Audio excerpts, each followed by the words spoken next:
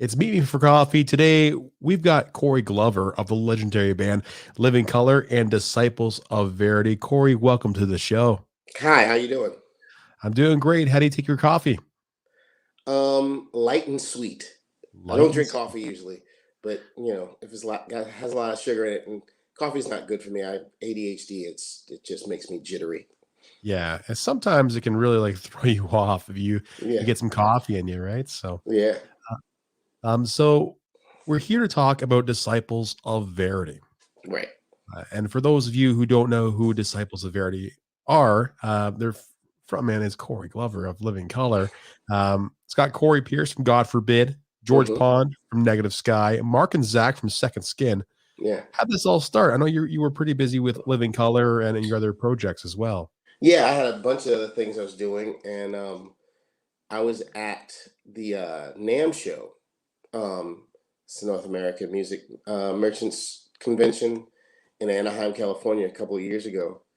And I've worked with George when he was in Second Skin, um, and he said he's working on this project, and he's wondering if I would do a couple of songs. And I did one or two songs, and then he was like, "I got more songs. You want to do those?" Like, yeah, I've got more songs. And then he was like, "If this was to become something, would you mind doing it? If it doesn't interfere with anything else I'm doing, it sure." And it turned out to be a really, really good record, and made a bunch of songs. We did a bunch of videos, and finally, we got it out there for people to see. And yeah, George is such a great. He's a producer as well, right? Yeah, yeah, he's a great producer. And he plays a mean bass. I saw he was playing a Spectre bass in one of Mm, his photos, rocking the most recent Disciples of Verity show with a nice little yeah, cap on and stuff like that. yeah. Um, how do you Well, feel? the merch What is incredible. All the merch is really good, and the visuals are amazing to me. I absolutely I'm looking forward to grabbing the shirt at some point in time. Hopefully, you guys come up here to Canada. I Um, we'd love to come up to Canada. it's so cool because I get to hear you in almost a different element Right, with every right. one of your projects. How do you like just slam down some lyrics to a song or a genre that's completely different from what you're used to? Well, this basically scratches an itch I have. I am, you know, I love Sepultura. I love Pantera. I love that kind of stuff. I love the prog metal kind of thing as well. And this sort of scratched that itch and gave me a chance to write about things that I don't normally write about, and to really get to some more emotional issues in my head, you know? And you get to let it all out on stage too, right? So Exactly, exactly. We just had a show yesterday in New Jersey, and went really, really well. So I'm very happy about it. it's so cool. You guys have come such a long way with Living Color. See, you're still collaborating with others. It can hmm be quite difficult to manage your timetables and your schedules with other projects on the way, right? Yeah, it can be, but if it's something you feel good about and it makes you feel good doing, you'll make the time. You'll figure out what you need to do and where you need to be for it to work. I did a thing with George Lynch a couple of years back, um, and Super that was cool. a lot. That was very fun. That was a lot of fun. It gave me a chance to go out to LA, to California, and work on this record. So it gave me a chance to go leave my home. I live in New York, and you know work in other environments, and work with other people. The more I work with other people, the more that we all do. All of us in Living Color have other projects that we work on that are that for them, I'm sure, sort of gives them an opportunity to do something else that they wouldn't do in Living Color. But we bring all that stuff back to the process of getting making Living Color music, and it all helps. It all helps. It's a stew that we all sort of contribute to, and the more experiences we have, the more we have to contribute to that stew. Well, I fully agree, and it just it all amps you up for the next Living Color record? Or how do you guys make your recordings? How, do you guys live far away from each other? Is it just scratch recordings or ideas? You just walk in We the room, there's a bed track?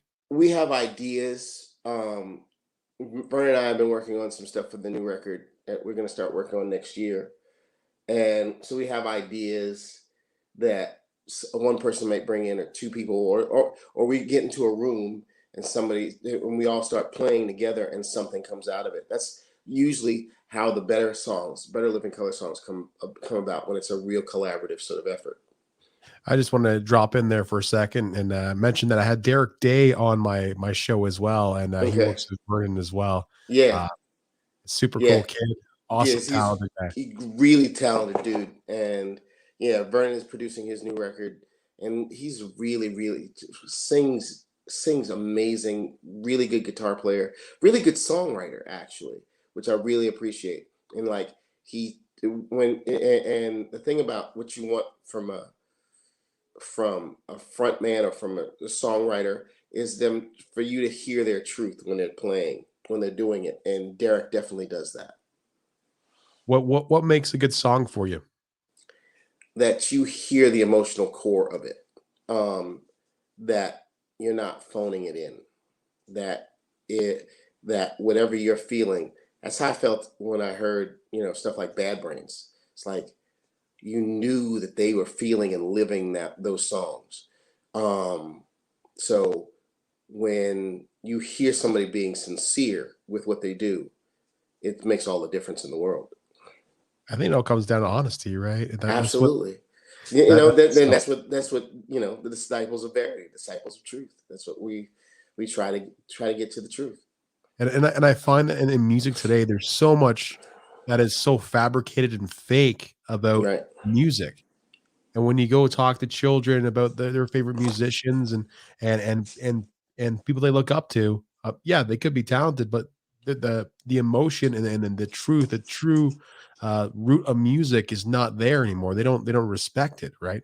Yeah. Um, Well, they respect it in their own way. yes, I think I think that you being old, and you think, oh, my music was so much better back in the day. But this is there was bubblegum then too, that was just sort of throwaway.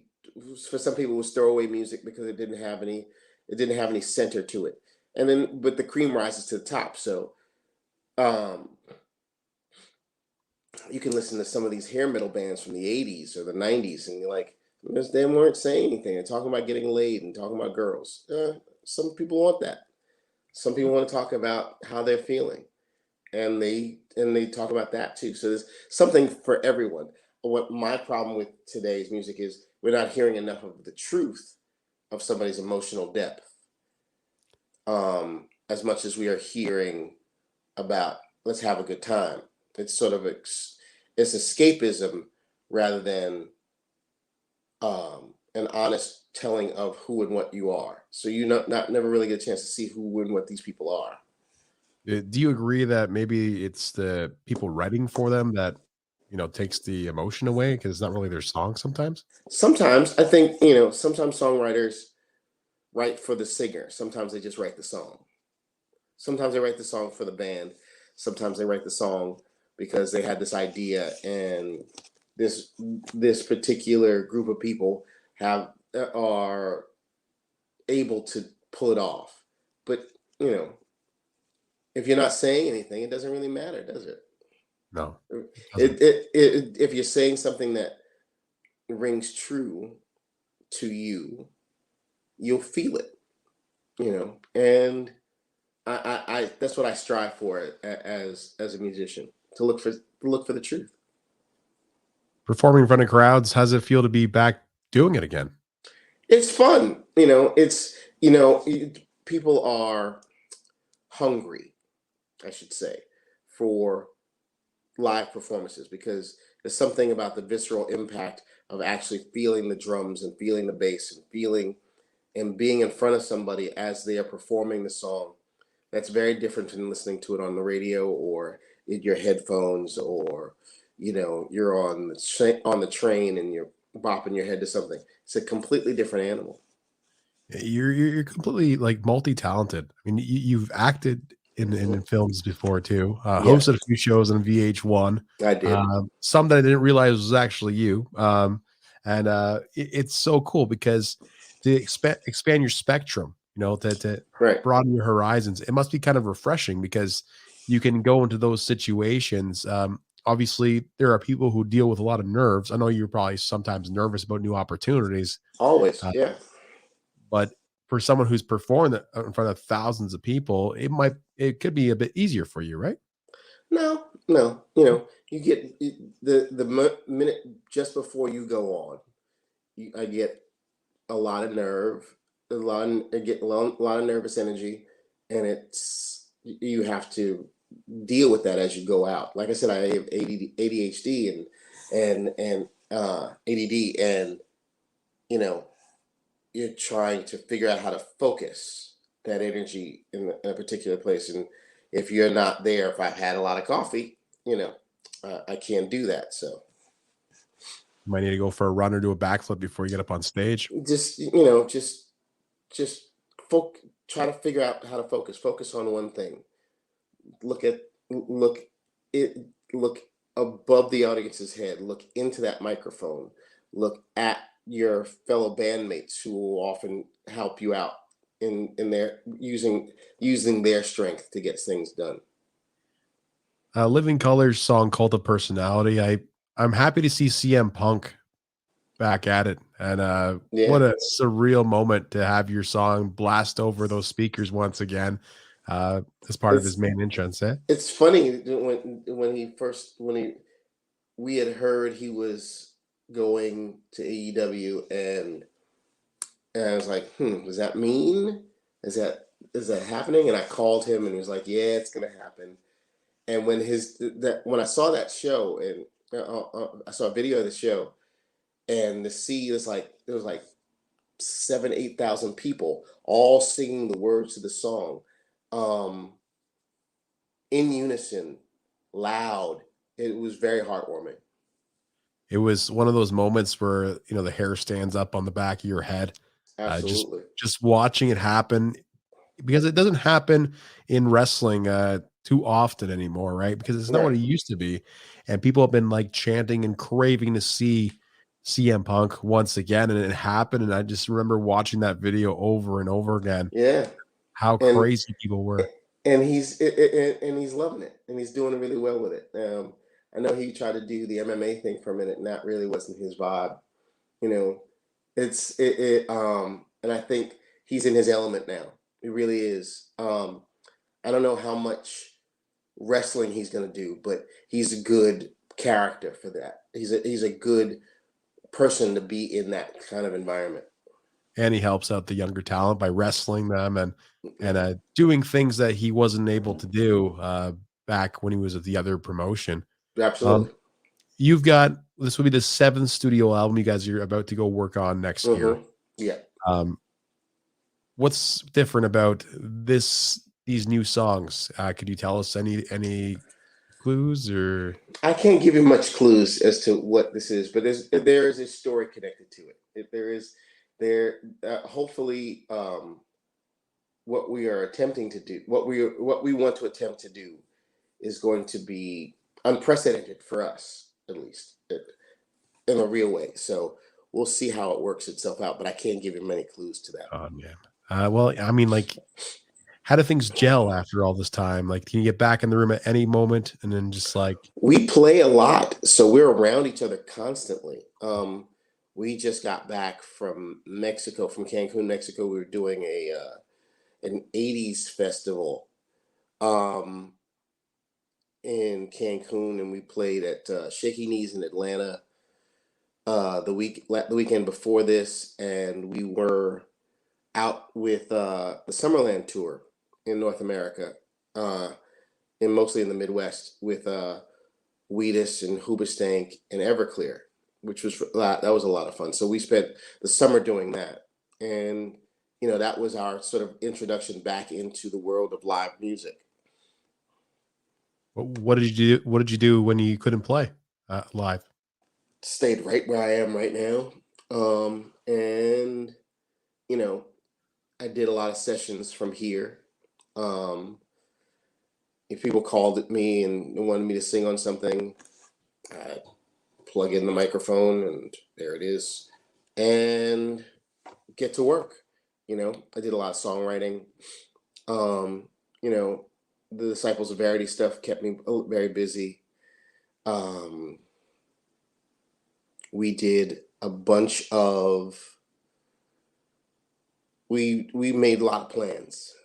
Living Color did, and you know there's a big plan for Disciples of Verity to go out and get some work done. So I've been pretty busy. I've been working with other people as well, um, and collaborating with the other folks, and just keeping myself busy. Even during the whole pandemic, and particularly during the lockdown, I was in this room doing a lot of recording.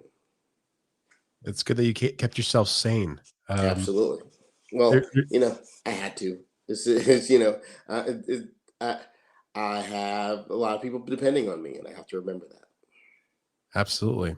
I want to ask you, as a band that's traveled the world, Hmm. where's your favorite spot? Don't have one. No. Home. My favorite spot is being at home. Actually, Yeah. I enjoy going out. Cancun, Mexico was beautiful this weekend, and it was a lot of fun. I had a whole bunch of met some great people I haven't seen in a long time. It was fun. But there's nothing like going home, like coming home and sleeping in your own bed. What's a tour schedule, like an evening on tour for a Living Color like? Do you have to, like, say, let's take it from the night before you have a show, you have to go to a different city.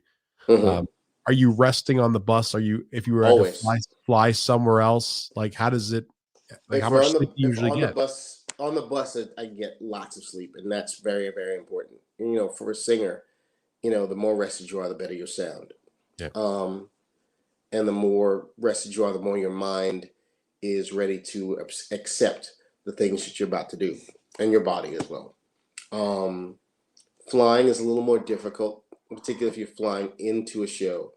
If you get like we were while we were on the Summerland tour, we did Riot Fest in Chicago. So we got off the tour. We had a day off on the tour. We got on a plane and flew into Chicago, basically the night before the show, the night of the show, the day of the show, and did two shows. We did one show at Riot Fest, and then we did a show offsite in the Chicagoland area, and then the next day you get back on a plane and get back on the tour. So it can weigh you out. It can weigh you down. What are some things that help you relax if you're in those stressful moments? Music. Sometimes I just like you put on the headphones and you listen to music, or you listen to podcasts, or you find a good book to read, or from like first half of the Summerland tour, I had my kids with me, my sons with me, who was 15 and 16 at the time, and that was fun to have them. It's like to have your family near you during those times, and we're a close knit group, the four of us as well. So we like, despite playing with each other, we kind of dig hanging out with each other. That's always good after all Yeah, this yeah. time. It's hard when there's some bands when the bass player and the drummer don't get along, but they get along when they play, but they don't get along during the day. So we're very fortunate that that's not the case in this scenario. I feel like Oasis pops into my mind every time somebody says argue on stage, and Hmm. uh, Oasis, the Kinks, all of that stuff.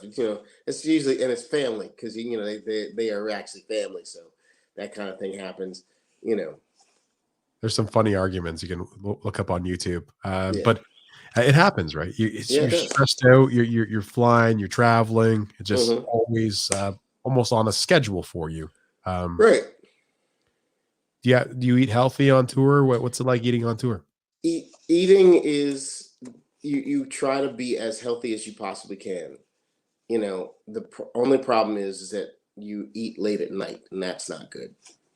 Eat before you go to bed. That's not a very good thing to do. but you try to be as healthy as you possibly can. I am a major advocate of juicing. I am a major advocate of preparing food for yourself, so you know exactly how much you're getting and what you're getting and what you're putting into yourself at any given point in time. So I'm known to bring my juicer with me. I'm known to bring my a rice cooker with me so I can steam vegetables and I can do that kind of stuff. But you know, but what you find out now is that we've become such a food culture here in North America that you can find just about anything. There are vegetarian options everywhere. There are vegan options. There are, pescatarian options. Everywhere you go, you can find it. So as a person who's watching out how they eat on tour and how they take care of themselves, you have a Mhm. killer voice. You want to make sure your voice is at the top notch every evening that you sing.